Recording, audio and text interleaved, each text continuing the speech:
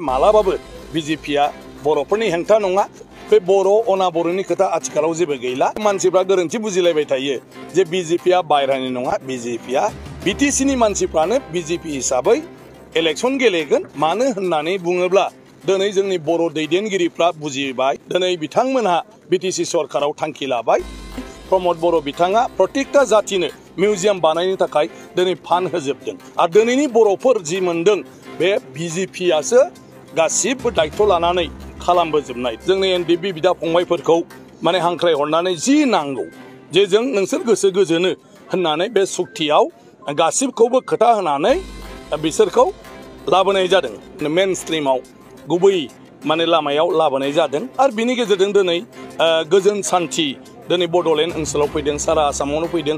जेखौ जोंनि इउपिपिएल सरकारा बुंगासिनो दं, दुलाराय बर' फरायसा आफादा बुंगासिनो दं, बे गासिबोआवनो बिजेपिनि बाहागो दंजोबो। बेवहायथ' बयबो बिनि थागिरिफ्रानो मोनथाय दं, बिसोर बयबो थांनानै थानाय। बेखौ बिजेपि जोंनि गिबि मन्थ्रिल' नङा, जोंनि दानि आथिखालनि सरकार मानाव गेदेर प्रमद बर' बिथांनि दैदेननाय बेनो दिनैहाय सरकारि भाबै थांखि लादों जे दिनै भिजन डकुमेन्ट्सनि बाथ्राखौ नोंथांमोना हयथ' मोनथिगौ, रायजो राजायाबो मोनथिगौ जे बड'लेण्डआव बर'जों लोगोसे जेसेबां हारि माहारि दं बिसोरनि राव थुनलाइ, बिसोरनि हारिमु आसार खान्थि बे गासिबो रैखाथि मोननांगौ आरो बेफोर जौगाजोबनांगौ। आरो बिनि थाखाय सेन्ट्रेल आरो स्टेट गभर्नमेन्टखौबो बिटिसिनि सरकारा जेब्लायबो माने नारसिननानै बिसोरनि थाखाय खामानि मावहोगोन। गतिके बे बिजेपिनिल' नङा, मानाव गेदेर माने हिमन्त बिश्व शर्मा डांगरिया माने मानाव गेदेर बिथांल' नङा, बरन्स बयबो गाज्रि मोनगोन होननानैनो बिजेपिआबो बे लाइनावनो सिन्था खालामदों। दिनै माने मानाव गेदेर प्रमद बर' बिथांनि खामानिखौथ' गाज्रि होननो हायाना। नै 14टा जाथिखौ जेराव बिथाङा माने बे बड'लेण्डआव बिसोरबो थागिबि हिसाबै बर' बायदिनो बयबो जाहाथे मोजाङै बेवहाय थांनानै थानो हायो बिनि थाखाय राहा लामा लादों माने इउपिपिएल सरकारा। गतिके बे लाबाय नालाय दा गासै सरकारानोथ' हारि माहारिनि खोथाखौ नोजोराव फैबायना।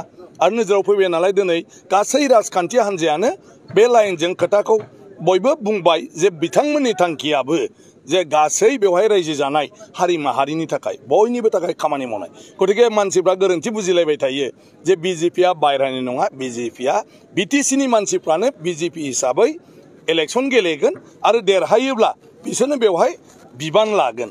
आरो बे बर' अना बर'नि खोथा आथिखालाव जेबो गैला। मानो होननानै बुङोब्ला दिनै जोंनि बर' दैदेनगिरिफ्रा बुजिबाय। आरो बिनिखायनो दिनै बिथांमोनहा बिटिसि सरकाराव थांखि लाबाय जे बर'नि अनगाबो गासै हारि माहारिनि थाखाय बिसोरनि गासिबखौबो इयुनसिम माने बिसोरनि हारिनि राव हारिमु आखुथाय, बिसोरनि बायदिसिना नियम, बिसोरनि सोलिनाय बायदिसिना आगजुफोर बेफोरखौबो मिउजियाम खालामनो थाखाय दिनै प्रमद बर' बिथाङा प्रत्येकटा जातिनो मिउजियाम बानायनो थाखाय दिनै फान्ड होजोबदों। गतिके ओंखायनो बिजेपिखौ बुंलाया। बिजेपिआ बे नोजोरजोंसो नायनानै जेखौ बर'फ्रा लुबैयो बयबो जयै रायजो जानायखौ। गतिके बिजेपिआबो बेबायदिनो बेवहाय ज' खौसे जानानै सान्थियै थानायखौ लुबैयो। गतिके ओंखायनो बेवहाय गोरोन्थि साननांगौ जेबो गैया। दिनै खौसेथिनि बेलायावबो बुंदों जे हिमन्त बिश्व शर्मा मानाव गेदेर बिथाङा जे मोननैबो हान्जाया खौसे जायोब्ला बड'लेण्ड ओनसोलनि सार्थनि थाखाय, बर'फोरनि सार्थनि थाखाय बेवहाय जों मोजां मोनगोन होननानै बिथाङा बुंदों। गतिके मालाबाबो बिजेपिआ बर'फोरनि हेंथा नङा। आरो दिनैनि बर'फोर जि मोनदों बे बिजेपिआसो गासिबो दायित्व लानानै खालामबोजोबनाय। दिनै 2003 मायथाइयाव बिएलटिनि सुक्तिखौ सोर खालामदों? जोंनि बाजपेयी मानाव गेदेर बिथां आरो जोंनि माने बे समनि एलके आडवाणी जितु डिपुटि प्राइम मिनिस्टार बिथांनि माने अननायावसो बे समाव 6थि सिडिउलाव बड'लेण्ड टेरिटरियेल काउन्सिला जादों। 2020 मायथाइयावबो जोंनि मानाव गेदेर नरेन्द्र मदि, अमित शाह बिथां आरो जों दानि हिमन्त बिश्व शर्मा बिथांमोननि माने अननायाव नाजानायावनो बे बर'नि गोरोबथाया जादों। नङाबा बर'फ्रा दाबो आन्दलन खालामबाय थागौमोन। दिनै गोजोनाबो बेजों फैदों।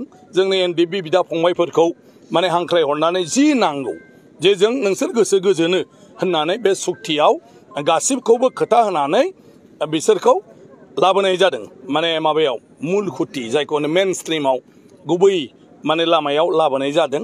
आरो बिनि गेजेरजों दिनै गोजोन सान्थि दिनै बड'लेण्ड ओनसोलाव फैदों सारा आसामावनो फैदों जेखौ जोंनि इउपिपिएल सरकारा बुंगासिनो दं दुलाराय बर' फरायसा आफादा बुंगासिनो दं बे गासिबोआवनो बिजेपिनि बाहागो दंजोबो दिनै बे बड'लेण्डआव जेसेबां जौगाखांनायनि खामानि मावदों बिजेपिया दिनै मावदों बेखौ इमप्लिमेन्टेसन खालामनो थांनो खारन बियो बिजेपिनि कमिटमेन्ट बिजेपि सरकारनि कमिटमेन्ट ओंखायनो बिजेपि गैयाब्ला बिजेपि सरकार गैयाब्ला बे कमिटमेन्टखौ रावबो मावफुंनाय नङा ओंखायनो बेवहाय बिजेपि फैब्लानो बायरानि मानसि फैगोन होननाया बे नङा बिजेपि फैब्लाबो बिजेपिया पार्टिल' नाथाय मानसिया जोंनिनो बिदा फंबाय गासिबो ओंखायनो जों बयबो गावबा गाव बुजिनाय मोजां मानसिफोरखौनो केन्डिडेट होलायनानै देरहाहोब्लानो गावनि जानानै थागोन आरो गासिबो